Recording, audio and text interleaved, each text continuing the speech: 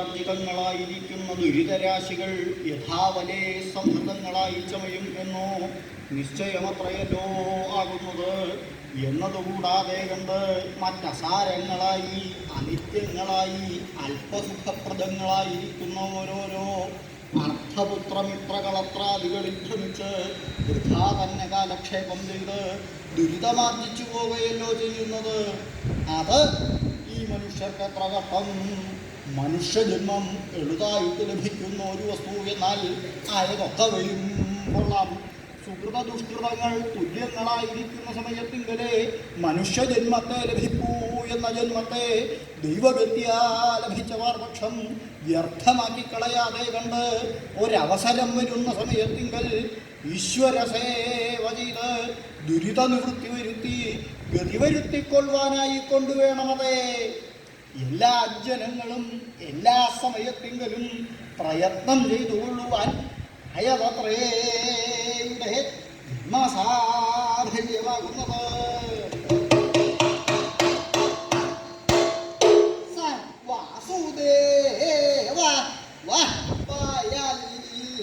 അവണ്ണമെല്ലാം ഇരിക്കുന്ന വാസുദേവൻ ഭവാന്മാരെ രക്ഷിക്കട്ടെ. ഭവാന്മാർക്ക് പല പ്രകാരേണയും ഉണ്ടാകുമല്ലോ സങ്കടങ്ങൾ.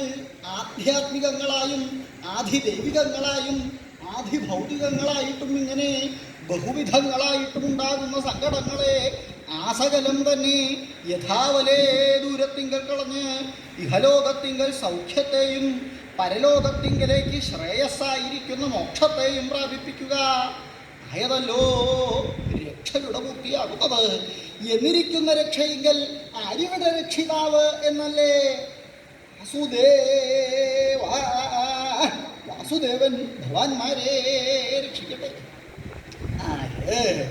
വാസുദേവനോ എന്തിനാകുന്നു ഇത്ര വളരെ സംശയിക്കുന്നത്? വൃഷ്ണികുലാലങ്കാരഭൂതനായി വസുദേവപുത്രനായി സത്യഭാമാവല്ലഭനായി ഭക്തവത്സലനായിരിക്കുന്ന ഭഗവാൻ സ്വാമി ശ്രീകൃഷ്ണനെ തന്നെയാകുന്നത് ഇവിടെ ഭവാന്മാരുടെ രക്ഷയ്ക്കായി കൊണ്ട് കൽപ്പിച്ചത്. ആയതുകൊള്ളാം, നല്ല ശിക്ഷ വഴിപോലെ ബോധിച്ചു. ഇത്ര രക്ഷാസാമർഥ്യമുണ്ടായിട്ട് തന്തിരുവടിയെപ്പോലെ മറ്റാരും തന്നെ ഇല്ല എങ്കിലും അവണ്ണമെല്ലാം ഇരിക്കുന്ന വാസുദേവൻ എന്നല്ലോ ഇവിടെ പറഞ്ഞത്. ആയത് ഹേതുവായിട്ട് അവസ്ഥാഭേദവും കൂടി കൽപ്പിച്ചിട്ടുണ്ടായിരുന്നുവെങ്കിൽ ഉപാസനയ്ക്ക്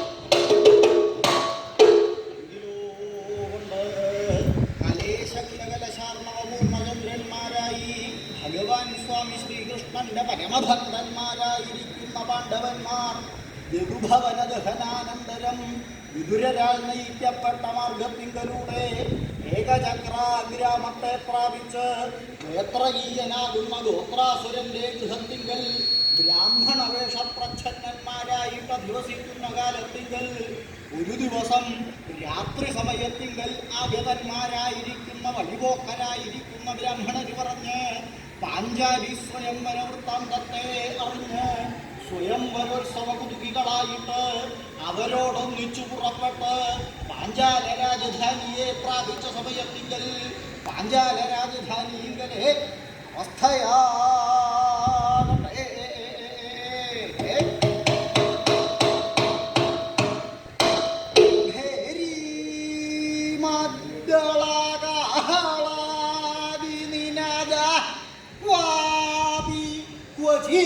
യോഷിതാം ഗീതം ക്വാപി ച സംവിദല്ലരഭസ പ്രോത്സാരണ സ്വന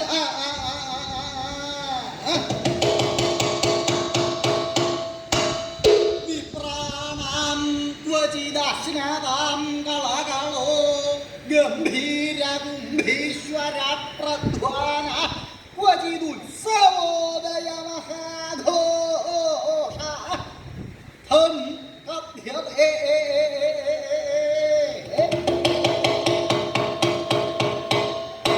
ഉത്സവോദയ മഹാഘോഷ ഹം കഥ്യതേ ഉത്സവോദയ മഹാഘോഷം എങ്ങനെ കഥിക്കപ്പെടുന്നു? ഉത്സവോദയ മഹാഘോഷം പറഞ്ഞാൽ ആ ഉത്സവോദയത്തിങ്കലെ മഹാഘോഷം. ഉത്സവത്തിൻ്റെ ഉദയമായിട്ടുള്ളൂ. അതങ്ങോട്ട് തുടങ്ങിയിട്ടുണ്ട്. അപ്പോഴേക്കും എന്താ ബഹളം തുടങ്ങിയിട്ടുണ്ട്. ഇതെങ്ങനെ പറയുന്നു? മഹാഘോഷ മഹാഘോഷ വലുതായിട്ടുള്ളൊരു ഘോഷമാണ് അവിടെ ഉണ്ടായിട്ടുള്ളത്. ആ പാഞ്ചാല രാജധാനിങ്കല് ഉണ്ടായിട്ടുള്ളതാണത്.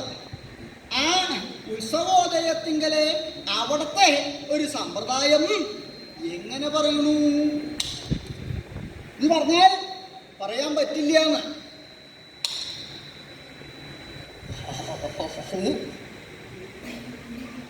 താൻ പറയാൻ പറ്റില്ല എന്ന് പറഞ്ഞാൽ പിന്നെ ഈ ആളിലൊക്കെ എന്തിനാ വന്നേക്കുന്നത്? എത്ര ആളാ വന്നിരിക്കണമെന്ന് നോക്കൂ. ഇതൊക്കെ വളരെ അകലേന്ന് വന്നേക്കണതാ. ഇന്നിപ്പോ ഇവിടെ ഉണ്ടാവേണ്ട ആളല്ല. ഇത് കേൾക്കണം നിരീച്ചു വന്നേക്കണതാ. അപ്പോ ഇങ്ങനെയൊക്കെ ആളുള്ള അനവധി വന്നിരിക്കുമ്പോ എന്തിനാ പങ്കു വന്നത്? ഇത് കേൾക്കണം എന്ന് വിചാരിച്ചിട്ടല്ലേ പാഞ്ചാലി സ്വയംവരത്തിന്റെ കഥ കേൾക്കണം നിരീച്ചു വന്നതല്ലേ? പറയാൻ പറ്റില്ല കേട്ടോ. ഓളും പറയാൻ പറ്റില്ല എന്ന് പറഞ്ഞാൽ എങ്ങനെയായിരുന്നു നേരെയാവുള്ളത് എന്നാണെങ്കിൽ പറയാൻ പറ്റില്ല വെച്ചാൽ ഞാൻ പറയണത് കേട്ടിട്ട് അത് അത്രേ ഉള്ളൂ എന്ന് വിചാരിക്കേണ്ട എന്നതാണ്. ഈ പാഞ്ചാലി സ്വയംവരത്തിന്റെ കഥ എത്ര പറഞ്ഞാലും അത് അധികാവില്ല. ആര് പറഞ്ഞാട്ടെ ഈ ഒരു വിഷയം ആര് പറയാൻ പുറപ്പെട്ടാലും ആ പറയണ ആളുടെ വാക്കിന് ക്ഷാമം വരിക എന്നല്ലാതെ കണ്ട് അത് മുഴുവനാവലുണ്ടാവില്ല. അതാ അതുകൊണ്ടാണ് ഉത്സവോദയ മഹാഘോഷ ഈ ഉത്സവോദയ മഹാഘോഷം എങ്ങനെ കഥിക്കപ്പെടുന്നു എന്ന് ഞാൻ ചോദിച്ചത്. എന്നാൽ എന്തായിരുന്നു അവിടുത്തെ ഒരു സമ്പ്രദായം എന്നാണെങ്കിൽ ആ പാഞ്ചാല മഹാരാജാവ് തൻ്റെ പുത്രിയായിട്ടുള്ള പാഞ്ചാലിയുടെ സ്വയംവരം, ആ സ്വയംവരം വീരപരീക്ഷയായിട്ട് അങ്ങനെ നിശ്ചയിച്ചു.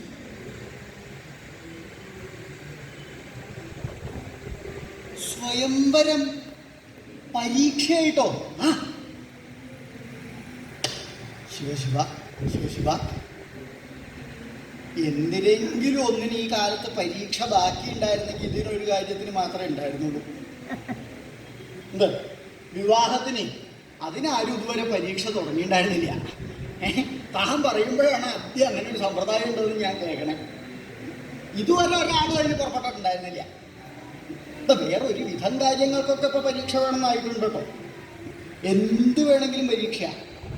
എന്തിനാ പറഞ്ഞ ശാന്തിക്കാരനെ തീരുമാനിക്കണവരെ ഇപ്പോൾ പരീക്ഷ എഴുതിച്ചിട്ടാണ്. അപ്പോൾ അങ്ങനെയായിട്ട് കാലേ എന്തിനു വേണമെങ്കിലും പരീക്ഷ വേണമെന്നുള്ളൊരു കാലമാണപ്പോൾ. അത് അധികവും വിദ്യാഭ്യാസ കാലത്താണ് ഉണ്ടാവുക. വിദ്യാഭ്യാസം ചെയ്ത് കഴിയുന്ന കാലത്ത് അപ്പോഴാണ് ഈ പരീക്ഷകൾ ഇടയ്ക്കിടയ്ക്കുള്ളത്. അപ്പോൾ പരീക്ഷകളൊക്കെ കഴിഞ്ഞ് കുറച്ച് കാലം ഒന്നും ഇല്ലാണ്ടിരിക്കുന്ന ഒരു കാലമായിരുന്നു. ഇപ്പോൾ വലിയ താമസമില്ലാതെ തുടങ്ങാറായിട്ടുണ്ട്.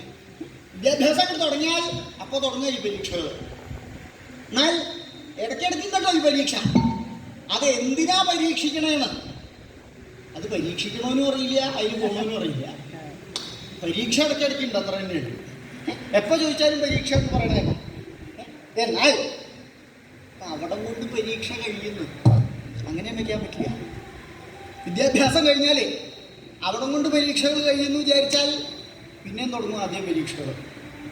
എന്താ ഈ വിദ്യാഭ്യാസം കഴിഞ്ഞ് എന്തെങ്കിലും പ്രവൃത്തി കിട്ടണമെങ്കിൽ എവിടെയല്ലോ അതിന് വേണ്ടിയിട്ടാണ് ഈ വിദ്യാഭ്യാസത്തിന് പോകുന്നത്. അധികാരം പോകുന്നത് അതിന് വേണ്ടിയിട്ട് എന്തെങ്കിലും പ്രവൃത്തി കിട്ടി അതുകൊണ്ട് കഴിച്ചു കൂട്ടണം നിരീക്ഷിച്ചിട്ടാണ് വിദ്യാഭ്യാസത്തിന് പുറപ്പെടുന്നത്.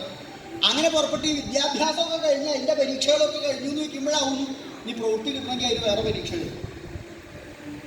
എന്നാൽ ആ പരീക്ഷ എഴുതി അതിൽ ജയിച്ചാൽ ജയിക്കണവർക്കൊക്കെ പ്രവൃത്തി കിട്ടുന്നത് അങ്ങനെ വെക്കണ്ട. ആ പരീക്ഷയിൽ ജയിച്ചാൽ ഭാഗ്യം ഉണ്ടെങ്കിൽ എന്തെങ്കിലും കിട്ടും, എനിക്കൊന്നുമില്ല, അത് തന്നെ നോക്കിക്കൊണ്ട് അവിടെ ഇല്ല. അങ്ങനെയുള്ളവരാണ് അധികവും പരീക്ഷ എഴുതിയിട്ടേ പ്രവൃത്തി കിട്ടാത്ത ആൾ ഈ കൂട്ടത്തിൽ തന്നെ ഉണ്ടാവും, അനുഭവമുള്ള ആളുകൾ. അങ്ങനെയാണ് അതിൻ്റെ സമ്പ്രദായം. അങ്ങനെയാണ്. എന്നാലും പരീക്ഷകൾ ഉണ്ടായിരുന്നുണ്ട്. പക്ഷെ ആ കൂട്ടത്തിലൊന്നും ഇങ്ങനെ ഒരു പരീക്ഷ ഞാൻ കേട്ടിട്ടില്ല. വിവാഹത്തിൻ്റെ പരീക്ഷ എന്ന് ഒരാൾ ഇതുവരെ ഞാൻ പറഞ്ഞ് കേൾക്കുന്നുണ്ടായിട്ടില്ല. താൻ പറയുമ്പോഴാണ് ആദ്യമായിട്ട് ഞാൻ കേൾക്കുന്നത് ഇങ്ങനെ ഒരു സമ്പ്രദായം ഉണ്ടെന്ന് തന്നെ. അതല്ലെങ്കിൽ ആരെങ്കിലുമൊക്കെ പറഞ്ഞ് കേൾക്കാണ്ടിരിക്കില്ലല്ലോ. അങ്ങനെ ഒരു സമ്പ്രദായം ഉണ്ടെങ്കിൽ ആരെങ്കിലുമൊക്കെ പറഞ്ഞ് കേൾക്കും. ആ എന്തോ താനിപ്പോ എങ്ങനെയുള്ള പുറപ്പാടാ? ഇവിടേക്ക് വന്നേക്കുന്ന ആളല്ല എന്ന് മനസ്സിലായി കണ്ടപ്പോൾ തന്നെ, അതുകൊണ്ടായി ചോദിച്ചത്. എങ്ങടോ പുറപ്പെടുകയാണെന്ന് മനസ്സിലായി, അത് എങ്ങടാണ് എന്നായി ചോദിക്കണേ. ഓ എനിക്കൊരു പരീക്ഷ ഉണ്ടായിരുന്നുള്ള പുറപ്പാടാ. പരീക്ഷയ്ക്കോ? എന്തിൻ്റെ പരീക്ഷയാ? വിവാഹത്തിൻ്റെ പരീക്ഷ. വിവാഹത്തിൻ്റെ പരീക്ഷ എഴുതാൻ പോണ ആളാ ഞാൻ പറഞ്ഞു കേട്ടിട്ടില്ല. അതല്ലാണ്ട് പിന്നെ എന്താ അവിടെ ആള് ധാരാളം കൂടിയുണ്ടല്ലോ. ഞാൻ വരുമ്പോൾ അത്രയൊന്നും ആളുണ്ടായിരുന്നില്ല ഇവിടെ. ഇപ്പൊ കുറച്ച് ആളുകൾ അധികം കൂടിയുണ്ട്. എന്താ ഇവിടെ എന്താ എന്തെങ്കിലും വിശേഷമായിട്ട് എന്തെങ്കിലും ഉണ്ടോ? എന്താ ഇവിടെ വിവാഹത്തിന്റെ പരീക്ഷ ഉണ്ടായിരുന്നു വന്നേക്കണതാ. ഇതൊക്കെ വിവാഹം പരീക്ഷിക്കാൻ വന്നേക്കണതാ.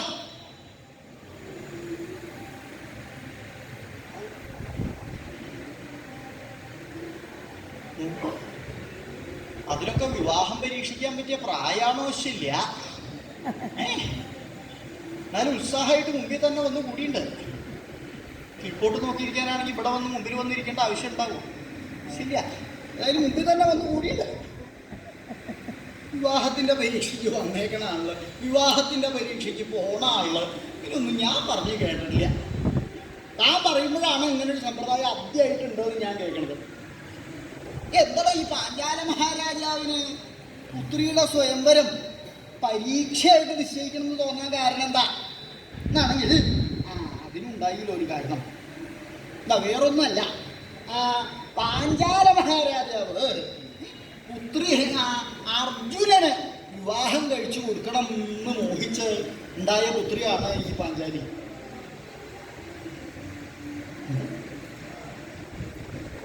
എന്താ പറഞ്ഞത്? അർജുനന് വിവാഹം കഴിച്ചു കൊടുക്കണമെന്ന് മോഹിച്ചിട്ട് ഒരു പുത്രി ഉണ്ടാവുക. ഞാൻ കേട്ടിട്ടില്ല അങ്ങനെ ചില സമ്പ്രദായമൊന്നും. പുത്രി ഉണ്ടാവണതിന് മുമ്പ് തന്നെ ആർക്കാ വിവാഹം കഴിച്ചു കൊടുക്കേണ്ടത് നിശ്ചയിച്ചിട്ട് പുത്രി ഉണ്ടാവുക? ഞാൻ കേട്ടിട്ടില്ല. അങ്ങനെ അല്ലാണ്ട് പലരും പതിവുണ്ട്. പുത്രി ഉണ്ടായി, പുത്രിക്ക് ബാല്യം, കൗമാരം, യൗവനം, ആ വിവാഹത്തിന്റെ പ്രായമായാൽ അച്ഛനമ്മമാർ ഉത്സാഹിച്ച് പുറപ്പെടാറുണ്ട്. അധികവും അമ്മമാർ തന്നെയാണ് ഉത്സാഹിക്കുക. അവർക്കാണല്ലോ പുത്രിമാർക്ക് വിവാഹപ്രായമായത് കൊണ്ട് അവർക്കാണ് ഉത്സാഹം ഉണ്ടാവുക. അവരവിടെ ഭർത്താക്കന്മാരുടെ അടുത്ത് അവിടെ വന്ന്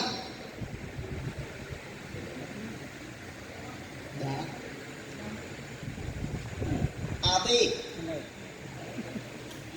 അപ്പോഴേ വിളിക്കണ കേട്ട ഒരാളെ വിളിക്കണ ഛായ ഒന്നുമില്ലോ. ഇതാ അപ്പോഴേ എന്നൊക്കെ വിളിക്കണ കേട്ട എന്തോ ചില സാധനത്തിനെ വിളിക്കാന്നാ തോന്നുന്നു. സ്വതः ഈ ഭാര്യമാര് ഭർത്താക്കന്മാരെ വിളിക്കാൻ ഉപയോഗിക്കുന്ന ചില ശബ്ദങ്ങളാണത്. ഇങ്ങനെ ചില ശബ്ദങ്ങളാണ് പതിവ്. വിളിക്കണതിൻ്റെ ഉദ്ദേശം എന്താ? വിളി കേൾക്കണ ആൾക്ക് മനസ്സിലാവുക, അതാണ്. അതെ ഭാര്യ വിളിച്ച അപ്പ ഭർത്താവ് എന്താ അപ്പ വിളിയെങ്കില്, അല്ലാണ്ട് അപ്പോഴേ എപ്പോഴാ ചോദിക്കാറില്ലോ. എന്താ തന്നെ ചോദിക്കുക. അതുകൊണ്ട് അങ്ങനെയാണെങ്കിൽ പിന്നെ മിണ്ടില്ലല്ലോ. വിളി കേൾക്കണ ആൾക്ക് മനസ്സിലാവലാണ് ഇതിൻ്റെ ഉദ്ദേശം.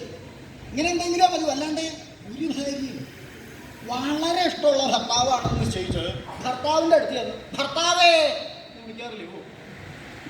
ഇങ്ങനെ എന്തെങ്കിലും ചില ശബ്ദങ്ങളാ സ്വതേ പതിവ്. എന്നാൽ അപ്പം അത് മുഴുവൻ അങ്ങോട്ട് പറയാൻ പറ്റില്ല. എന്താ അപ്പം അതിന് കുറച്ച് മാറ്റമൊക്കെ ഉണ്ട്. ഇപ്പം പേര് വിളിച്ചാൽ ഗെയിമായി. പേര് വിളിക്കണതാ ഗെയിമെന്നാ വെച്ചത്. ചിലപ്പോൾ അവിടെ നിന്നും കിടക്കും സ്നേഹം ഒരു വല്ലാണ്ട കൂടുമ്പടി എടാ നോക്കി അയ്യോ വരുന്നുണ്ട് ഇട്ടാന്നിങ്ങനെ കുറക്കി വിളിക്കണ കേട്ടാൽ തന്നെ. എങ്കിലും വേണ്ടില്ല, സ്വതേ ഇങ്ങനെ എന്തെങ്കിലും ചില ശബ്ദങ്ങളൊക്കെയാണ് പതിവ്. അവിടെ വന്ന്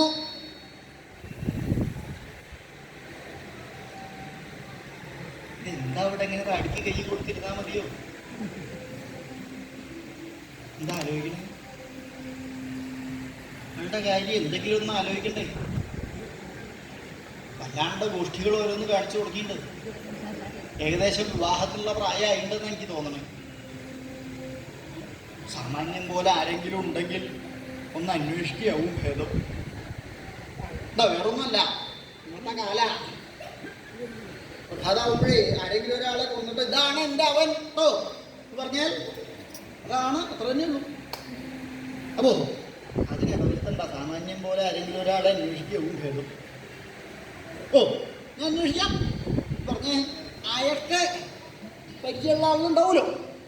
പരിചയമുള്ള ആളെ കണ്ടാൽ ആ ഇവിടെ ഉണ്ടായിരുന്നില്ലേ, തന്നെ കണ്ടില്ല ഞാൻ, നന്നായി തന്നെ. വേറൊന്നുമല്ല, എനിക്ക് ഒരു പുത്രിയുണ്ട്. കണ്ടാൽ വലിയ തിരക്കേടൊന്നുമില്ല. അപ്പം എന്നെ കണ്ടാൽ തന്നെ അറിഞ്ഞൂടെ എൻ്റെ പുത്രിയാ. ഏകദേശം വിവാഹത്തിനുള്ള പ്രായമൊക്കെ ആയിട്ടുണ്ട്. അപ്പോൾ അതിന് പാകത്തിന് ആരെങ്കിലും ഒരാളുണ്ടെങ്കിൽ ഒന്ന് അന്വേഷിക്കുമോ? എങ്ങനെയാ? ഞാനാവുമ്പോൾ അനവധി വിവാഹം നടത്തി പരിചയമുള്ള ആളാണല്ലോ എന്ന് വിചാരിച്ചിട്ട് ചോദിക്കുക. ഒന്ന് അന്വേഷിക്കരുതേ? ഓ അന്വേഷിക്കാം പറഞ്ഞിങ്ങനെ പുത്രിമാർക്ക് വിവാഹപ്രായമായ അച്ഛനമ്മമാർ ഉത്സാഹിച്ച് പുറപ്പെടാറുണ്ട്. അതല്ലാണ്ട് ഒരാളും പുത്രി ഉണ്ടാവണതിന് മുമ്പ് തന്നെ ആരെങ്കിലും ഒരാളെ കാണുമ്പോൾ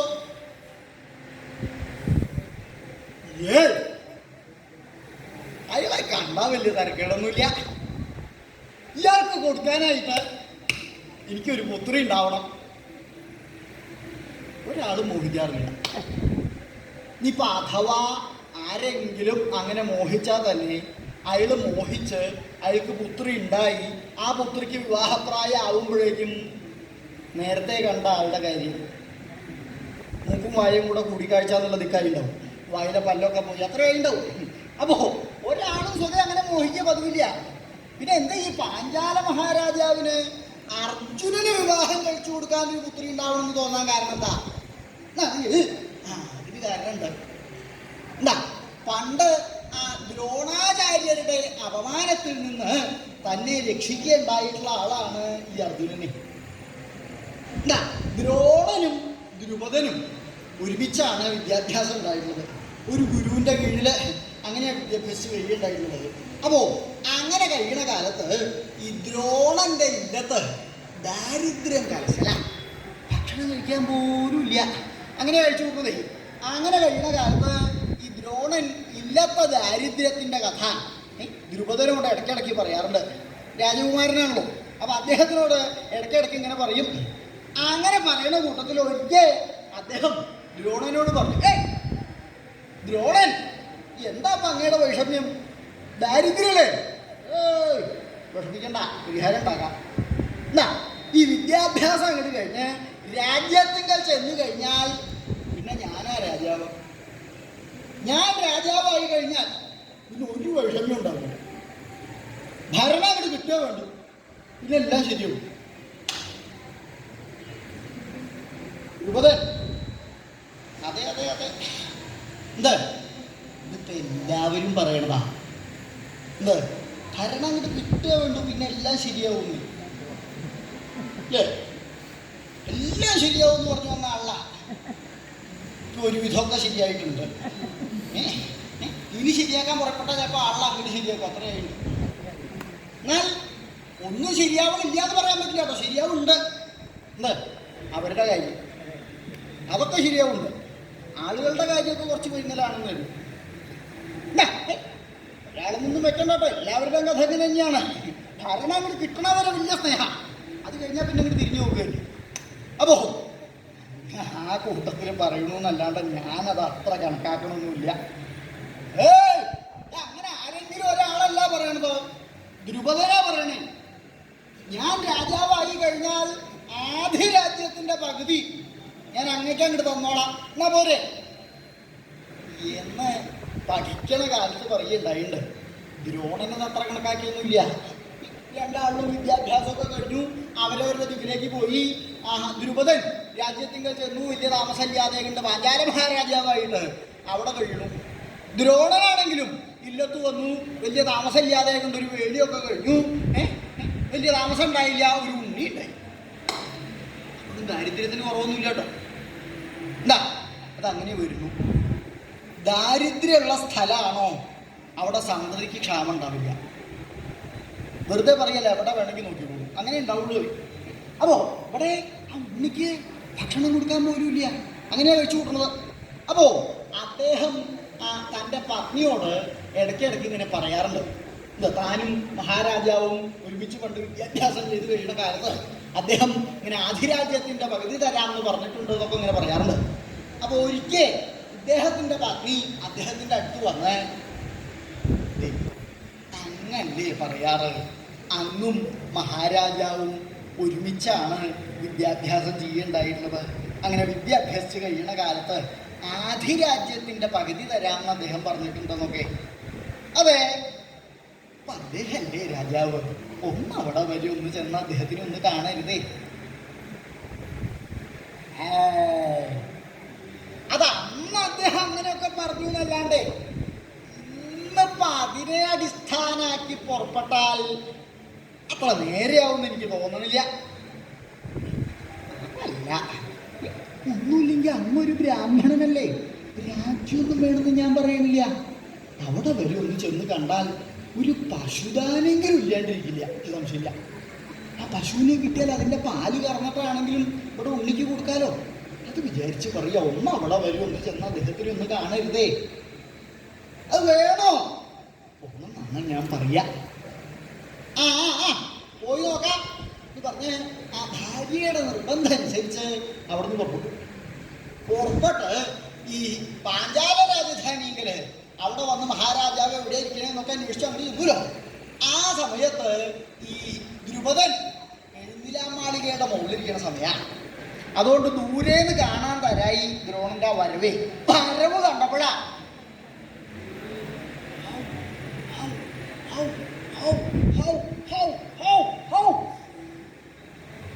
ഓർമ്മശക്തി സമ്മതിക്കാണ്ടൊന്നും തരില്ല. അല്ലെങ്കിൽ പഠിക്കണ കാലത്ത് പറഞ്ഞതാ ആധിരാജ്യത്തിന്റെ പകുതി കൊടുക്കാന്നേ. വരവ് കണ്ടാൽ തന്നെ അറിയാം, രാജ്യം ചോദിക്കാനുള്ള വരവില്ല. എന്താ വേണ്ടേ?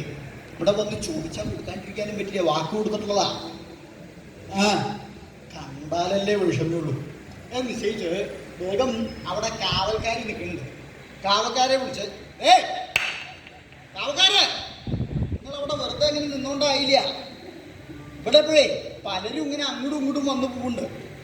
അങ്ങനെയായി അത് നേരെയാവില്ല. ഇനി എൻ്റെ കൽപ്പന ഇല്ലാണ്ട് ഒരാളെ ഇങ്ങോട്ട് കടത്തിവിടരുത് ഞാൻ പറഞ്ഞേക്കാം. അങ്ങനെയാവാം. കാവക്കാരെയൊക്കെ പറഞ്ഞേപ്പിച്ചു. ദ്രോണൻ എന്ത് വല്ലതും അറിയണ്ടോ? അദ്ദേഹം അവിടുന്ന് ആ മഹാരാജാവ് ഇരിക്കണ സ്ഥലമൊക്കെ അന്വേഷിച്ച് അവിടെ ഇന്ദിരാമാളികയുടെ അവിടെ വന്ന് മുകളിലേക്ക് കടന്നു പോകാനുള്ള ഒരു സഹായം. കടന്നു പോകണം. എങ്ങടാ എങ്ങടാ എങ്ങടാ ഈ പോണത്? മഹാരാജാവിനെ മുഖം കാണിക്കാനായിട്ട് ഇപ്പൊ അങ്ങോട്ട് പോകാൻ പറ്റില്ല. ഒരാള് അങ്ങോട്ട് കടത്തി വിടണ്ടാന്നാ മഹാരാജാവിന്റെ കൽപ്പന. അത് കേട്ടപ്പോ ദ്രോണനും മഹാരാജാവിന് ഇപ്പൊ സാധാരണ ആരെങ്കിലും ഒക്കെ വരണേ വിഷമുണ്ടാവുള്ളൂ. ഞാനും മഹാരാജാവും തമ്മിലുള്ള ബന്ധത്തെ ഈ കാവക്കാരൻ അറിയില്ലല്ലോ. ഞാൻ ചെന്ന അദ്ദേഹത്തിന് വിഷമൊന്നും ഉണ്ടാവില്ല എന്ന് നിശ്ചയിച്ച് ഈ കാവൽക്കാർ പറഞ്ഞത് കൂട്ടാക്കാണ്ട് മുകളിലേക്ക് കടന്നു പോകാനുള്ള സഹായി. പറഞ്ഞാൽ കേൾക്കാണ്ട് പോണ കണ്ടപ്പോ കാവൽക്കാർക്ക് സുഖമില്ല. ഈ കാവൽക്കാരെന്ന് പറഞ്ഞാൽ തന്നെ വേഗം ചൂണ്ടെടുക്കുന്ന ആളാണ്. അപ്പോ പറഞ്ഞാൽ കേൾക്കാണ്ട് പോണ തന്നോടല്ലേ പറഞ്ഞ പോകരുതെന്ന് കഴുത്തിന് പിടിച്ച് കൊടുത്തു ഒരു തള്ള്. അത് പ്രതീക്ഷിച്ചില്ല. പ്രതീക്ഷിക്കാണ്ടേ കഴുത്തിന് പിടിച്ച് തള്ളിയപ്പോ അവിടുന്ന് മറിഞ്ഞ് ചടപട്ടേ മറിഞ്ഞു വീണ അവിടെ കിടപ്പായി. കുറച്ചു നേരത്തേക്ക് ബോധം തന്നെ ഉണ്ടായിരുന്നില്ല. ബോധം വന്ന് അവിടുന്ന് പിടച്ച് എണ്ണീറ്റ് നോക്കിയപ്പോഴാണ്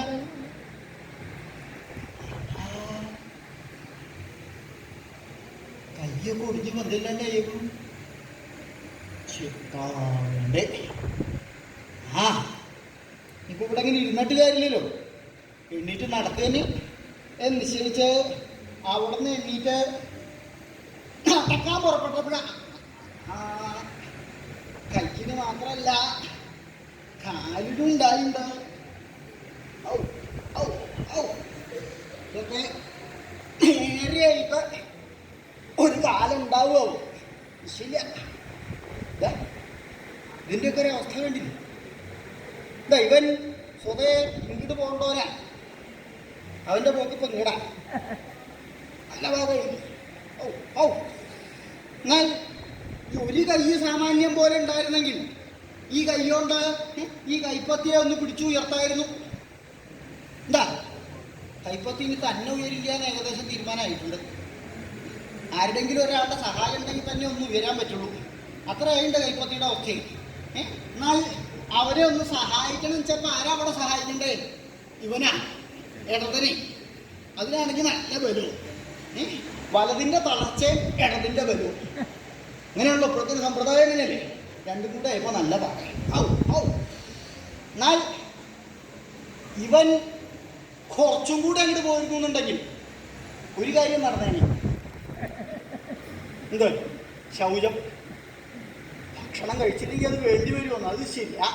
ഏതായാലും അത്രയില്ല. അവൻ ഇത്രയേ ഉള്ളൂ. അവിടെ നിന്ന് അങ്ങോട്ടില്ല. വേണ്ടിയിരിക്കൊക്കെ സ്ഥാനം മാറ്റി വേണ്ടിയിരുന്ന് എനിക്ക് തോന്നുന്നത്. എന്ത് മൂളി കൂടെ ഉണ്ടായിരുന്നൊക്കെ ഉരുട്ടി കുഴച്ച് ചോട്ടിന്ന് മേപ്പോട്ട് വേണ്ടി വരും തോന്നുന്നുണ്ട്. ഇവിടെ ചെല്ലട്ടെ. ഞാൻ ആവശ്യമില്ലാതെ കണ്ട അപ്പോഴേ പറഞ്ഞതാ ഞാൻ അതിന് പുറപ്പെടില്ലാന്ന്. ശുദ്ധി എടുത്തുകൊണ്ട് അവിടെ നിന്ന് പുറപ്പെട്ടു. ആ സമയത്ത് ഇദ്ദേഹത്തിൻ്റെ പത്നി അദ്ദേഹം പോയിട്ട് കുറച്ചായിട്ടും തിരിച്ച് കാണാണ്ട് വന്നപ്പോൾ അവിടെ ഇരുന്നുകൊണ്ട് ഇങ്ങനെ നോക്കണുണ്ട്.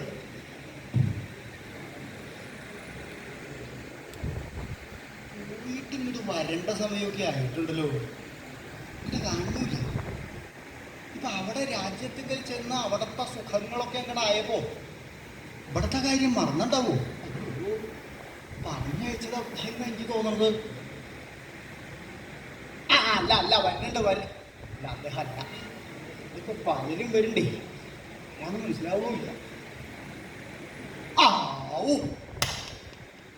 മറന്നില്ല.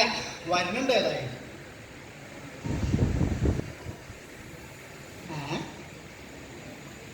ഇവിടുന്ന് പോയ പോലെ എല്ലാം കൂടി വരണത്. കയ്യിലും കാലിലൊക്കെ എന്തോ ബന്ധില്ലായി ഉണ്ടായിണ്ട്.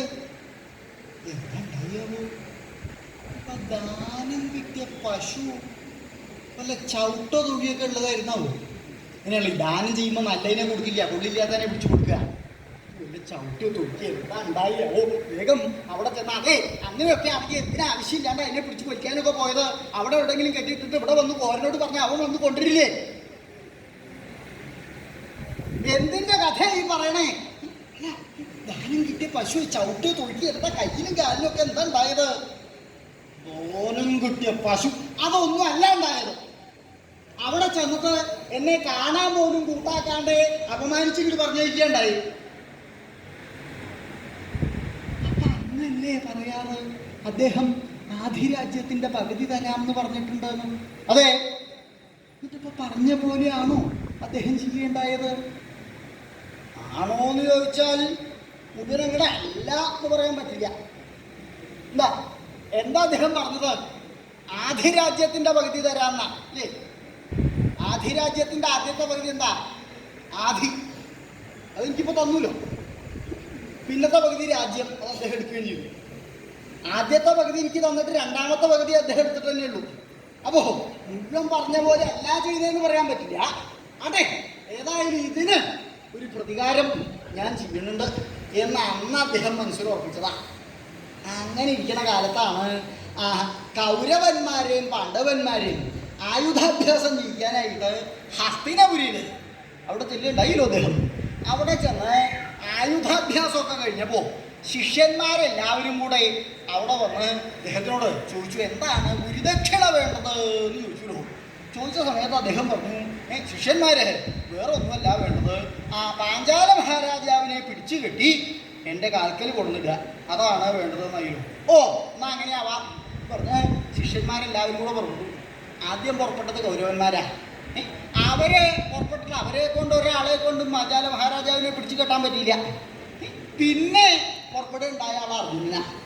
അർജുനൻ പുറപ്പെട്ടു എന്ന് തന്നെയല്ല, പാഞ്ചാല രാജധാനിയിൽ അവിടെ ചെന്ന് പാഞ്ചാല മഹാരാജാവിനെ പിടിച്ചു കെട്ടി ദ്രോണാചാര്യരുടെ കാൽക്കൽ കൊടുന്നാൽ കിട്ടൂലോ.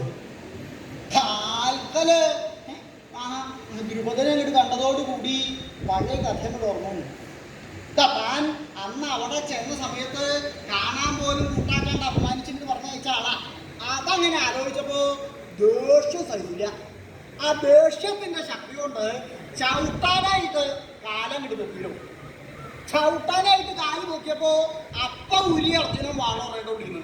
അർജുനൻ വാളൂരിനെ കണ്ടപ്പോഴാ, അർജുന നീ എന്തിനുള്ള പുറപ്പാടാ അങ്ങയുടെ കാല് വെട്ടാൻ? അർജുന നീ എന്റെ കാല് വെട്ട്. ഞാൻ നിന്റെ ഗുരുനാഥനല്ലേ, ഗുരുനാഥന്റെ കാല് വെട്ടാമോ? വെട്ടാം. ശരി, ഗുരുനാഥന്മാരുടെ കയ്യും കാലും ഒക്കെ വെട്ടുന്ന കാലാപ്പോഴേ. അർജുന നീ എന്തിനാ ഈ സാഹസം പ്രവർത്തിക്കുന്നത്? അങ്ങല്ലേ എന്നെ പഠിപ്പിച്ചിട്ടുള്ളത്. എത്ര തെറ്റ് ചെയ്ത ആളായാലും വേണ്ടില്ല, കാൽക്കൽ വന്ന് വീണാൽ പിന്നെ അയാളെ ഒന്നും ചെയ്യരുത് അങ്ങ് എന്നെ പഠിപ്പിച്ചേക്കണേ. അപ്പൊ അദ്ദേഹത്തിന്റെ അവസ്ഥ എന്താ? അങ്ങയുടെ കാൽക്കൽ വന്ന് കിടക്കുക അല്ലേ? മാത്രമല്ല അദ്ദേഹത്തിനെ പിടിച്ചു കെട്ടിക്കൊണ്ടിട്ടേക്കുക. അദ്ദേഹത്തിനെ ചവിട്ടിയാൽ ആ ചവിട്ട് കൊള്ളാമെന്നല്ലാതെ അദ്ദേഹത്തിന് യാതൊന്നും തിരിച്ച് ചെയ്യാൻ പറ്റില്ല. അപ്പോ അദ്ദേഹത്തിനെ ഇവിടെ പിടിച്ചു കെട്ടിക്കൊണ്ടിട്ടേക്കുന്നത് ഞാനാ. അപ്പൊ അദ്ദേഹത്തിനെ ചവിട്ടിയാൽ അത് എന്നെ ചവിട്ടണേന് തുല്യ. ഞാൻ ക്ഷത്രിയനായിട്ടുള്ള ആളാ, അപമാനം ഞാൻ സഹിക്കില്ല. അങ്ങ് ചവിട്ടിയാൽ കാല് ഞാൻ വെട്ടും, കണക്കാക്കിയിട്ട് തന്നെയാണ് നിൽക്കുന്നത്. അത് കേട്ടപ്പോ ദ്രോണാചാര്യര് ചവിട്ടാനായിട്ട് ഓങ്ങിയ കാല അറിയാണ്ട പിന്നോട്ട് ഒഴിച്ചു. മാത്രല്ല വളരെ സന്തോഷമാവുക ഉണ്ടായത്. എന്താ ഇപ്പോഴത്തെ ഗുരുനാഥന്മാരുടെ പോലെ അല്ല. ഇപ്പോഴത്തെ ഗുരുനാഥന്മാരുടെ സമ്പ്രദായം അറിയാലോ. ശിഷ്യന്മാരെന്തെങ്കിലും കൂടി ചോദിച്ചാൽ അവൻ അത്രയും ചോദിക്കാറായി എന്നോടല്ലേ, അപ്പോൾ തുടങ്ങും ഉപദ്രവിക്കാൻ.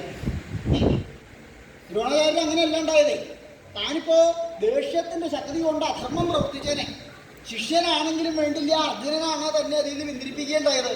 വളരെ സന്തോഷമായി. ഇത് മാത്രമല്ല അർജുനനെ കേമായിട്ട് അനുഗ്രഹം. അർജുന ഇവനെ വേണ്ടത് വിജയീഭവ, വിജയീഭവ.